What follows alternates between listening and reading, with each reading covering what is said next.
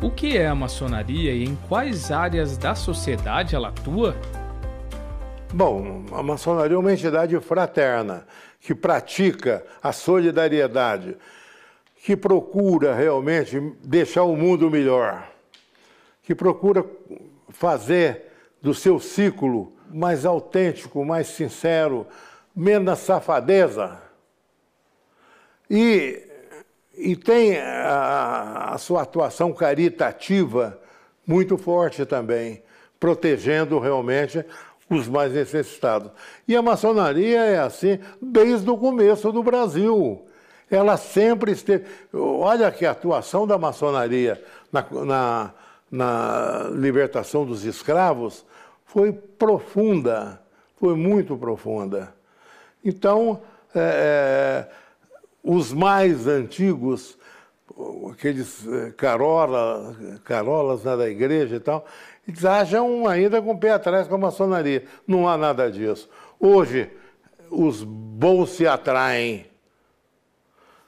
O que tem de bom um é muito semelhante ao que o outro tem de bem também. E isso, se juntar, fortalece. Esse é o princípio fundamental da maçonaria.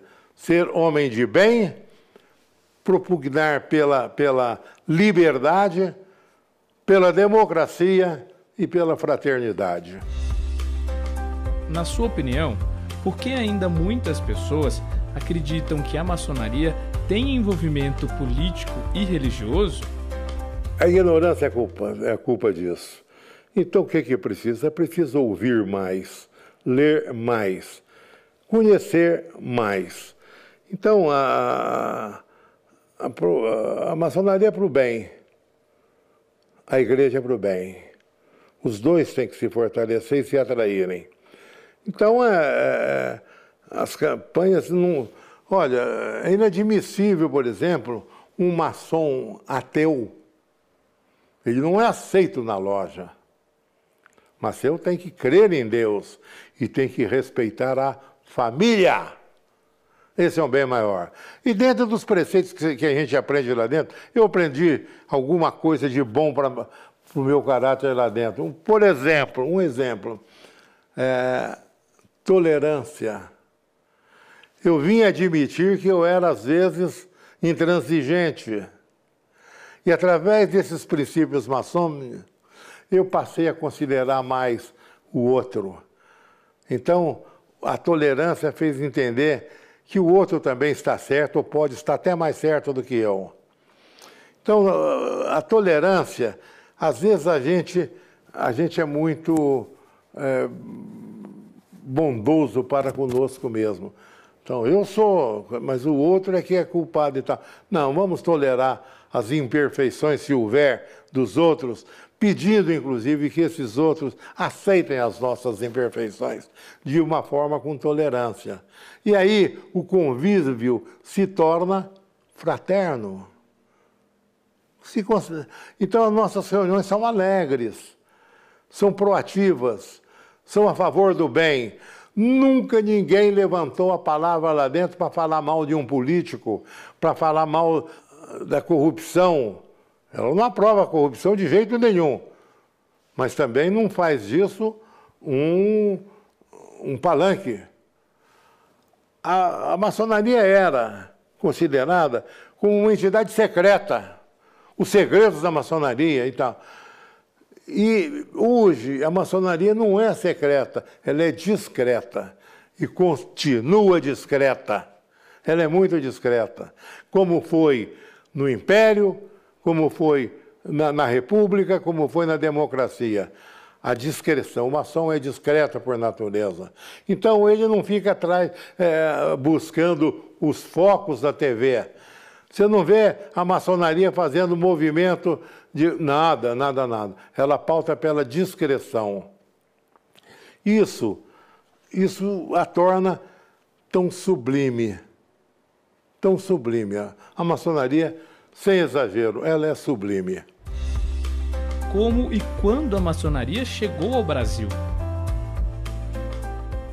Pertinho de 1800, iniciou a maçonaria no Brasil. Então, a primeira loja criada foi no Areópago de Itambé. Areópago de Itambé. Isso lá no Nordeste, precisamente em Pernambuco. O que é um aerópago? Um negócio... É igual um conselho, é um ministério que julga causas com imparcialidade. É um fazedor de justiça pura. Então, ali nasceu a maçonaria. Então, veio de Pernambuco, outras naquela região, depois veio para a Bahia, depois veio para o Rio de Janeiro, se instalou com muita... Mas demorou muito para São Paulo dar o ar da graça. Está entendendo? E os movimentos brasileiros autênticos, genuínos, tiveram muito apoio da maçonaria, principalmente dois deles. Um foi a abolição da escravatura. A maçonaria entrou firme nisso, inclusive superando brigas internas, porque o problema da abolição da escravatura tinha um lado santo, o lado cristão, que todos são iguais perante Deus. Então queriam que todos fossem iguais perante a lei também. Porque o escravo, por causa da cor da sua pele, ele tinha que ter os mesmos tratamentos. Então, isso era um sentimento cristão. Mas, por outro lado, na época, haviam os capitães de indústria, os capitães de terras, aqueles latifundiários fortes, imensos, maçons, e que dependiam economicamente da mão de obra escrava. Como acabar com a escravatura e os negócios dele? Então, houve um conflito interno. A maçonaria, na época, rachou. Mas predominou a ideia de abolir o cativeiro. Como foi a participação da maçonaria nos principais acontecimentos do país? Bom, a maçonaria esteve muito presente, de forma muito marcante, nos principais acontecimentos do país. A Inconfidência Maneira, depois a independência da República, tão sonhada independência, o sonho da liberdade. Então, assim como a Inconfidência foi a obra de arte dos mineiros, a independência do Brasil foi a grande obra de arte dos paulistas. Então, esse movimento, apesar de acontecer muito no Rio de Janeiro, teve uma atuação muito firme dos paulistas, cujas lojas demoraram para vir, mas quando vieram, vieram de forma decisiva. Então, vejamos. Agora, então, durante o Império, figuras marcantes atuaram muito. Muitos eram pela continuidade da ligação do governo brasileiro à Corte de Portugal. Outros sonhadores queriam a independência, a liberdade do Brasil de Portugal. Então, nesses conflitos todos, a maçonaria sempre atuou decisivamente e muito forte. Então, os imperadores, o imperador Dom Pedro, ele se tornou maçom, ele se tornou grão-duque da maçonaria, grão-mestre. Baluartes como José Bonifácio de Andrada. O José Bonifácio foi o patriarca da independência. Agora, ao lado dele, havia, por exemplo, a figura extraordinária de Ledo Ivo. O Ledo Ivo foi digamos, a figura exponencial da independência do Brasil. Foi ele que fez toda a trama dentro das cortes, fora da corte, como mudar o Brasil ser do Brasil e não de Portugal. Ledo Ivo foi o maior batalhador por isso. Porque José Bonifácio esteve sempre por cima. Da onde foi o governo, ele era um dos líderes.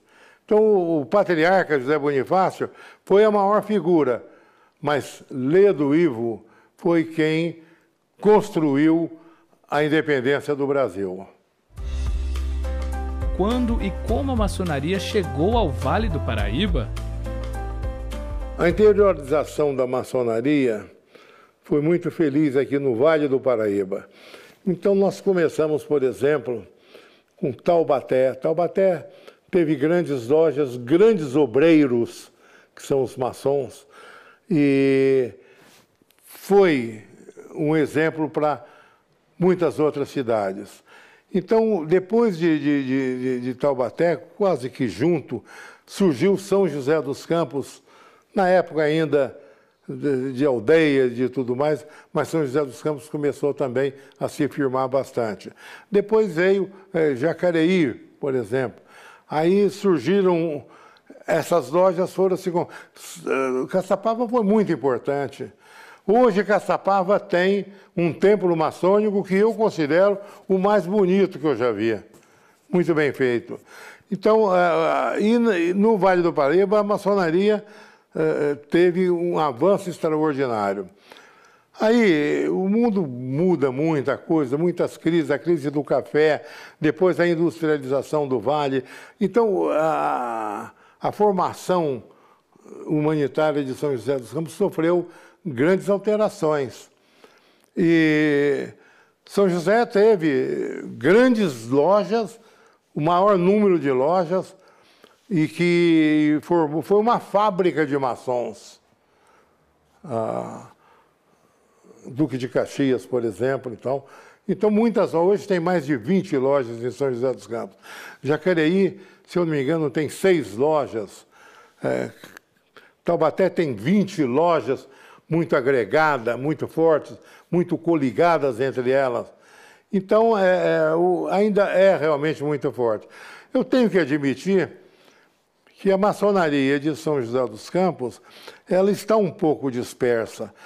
Contribuiu muito para isso também essa fase do Covid, porque aí as reuniões presenciais foram dificultadas. E o forte eram essas reuniões das lojas maçônicas, em que a presença dos irmãos, uns contagiavam outros com alegria, com o sentimento de fraternidade. Éramos muito mais unidos. O símbolo da maçonaria, eu ilustro aqui a capa do meu livro, é o romã, a fruta romã. Por quê? Porque a romã tem uma casca d'oro, ela é inviolável. Não é qualquer um que entra na maçonaria, numa sessão. Não, tem muitos preceitos. Mas o teor dela, o conteúdo dela, são grãos unidos, cada grão unido ao outro, como se fossem irmãos. Por isso que o meu livro tem na capa essa menção ao romã, que é a fruta que mantém os maçons ligados. Como é a atuação da maçonaria no Vale do Paraíba? Sempre houve o melhor intercâmbio. Eram irmãos e irmãos. Não interessa as barreiras do município, nem os mapas geográficos. O maçom se identifica. O maçom tem sinais, tem atitudes, tem frases, tem palavras-chave que um sabe que o outro é maçom. E ali eles se considera muito. Eu hoje, eu considero demais o maçom, porque eu sei que todo maçom é um homem de bem. Ele predomina a família dele, predomina os princípios cristãos. Então, só que hoje nós estamos desagregados por causa dessa pandemia. Mas nós temos que ter paciência e fé, e crença de que isso vai passar. E nós vamos continuar. Como a maçonaria contribuiu para o desenvolvimento de São José dos Campos? De forma discreta, sempre muito discreta, mas sempre muito atuante. Muitas lojas proliferaram em São José dos Campos. E grandes joseenses da época, com grande dificuldade, instalaram. e tiveram suas influências nos governos municipais com dificuldade, porque também não havia aqui a democracia do voto, não eram prefeitos eleitos pelo povo, mas eram nomeados pelo governo do Estado de São Paulo. Mas nesse meu livro, eu focalizo essas pessoas, essas lojas todas, bastante contemporâneas. Não só São José dos Campos, mas o Vale num todo, que é muito forte. Com Taubaté, com Jacareí, com Santa Branca, que é a minha loja, com Caçapava, uma beleza. Então, a maçonaria no Vale do Paraíba se tornou forte e limpa, muito boa, e perdura. Agora, ela vai vencer essa pandemia, ela vai vencer e vai voltar com as reuniões presenciais e com a fraternidade. Como uma pessoa pode ingressar na maçonaria? Primeiro de tudo, tem que ser homem do bem. Outra coisa, crer em Deus. Outra coisa, priorizar a família. Agora, mas não, é isso basicamente. O tipo de brasileiro que pode ser maçom, eu diria o seguinte, é a grande minoria dos homens brasileiros. A grande minoria, que são os homens de bem, os homens de dignidade, os homens que querem realmente o espírito da democracia, da liberdade. Isso é que predomina. Agora, como chega, não tem uma fila que você vai lá, preenche um formulário e já não é bem assim. Então, a maçonaria é muito discreta. Eu me tornei maçom quando eu via a diferença do maçom para o homem comum, normal. Os maçons eram os iluminados.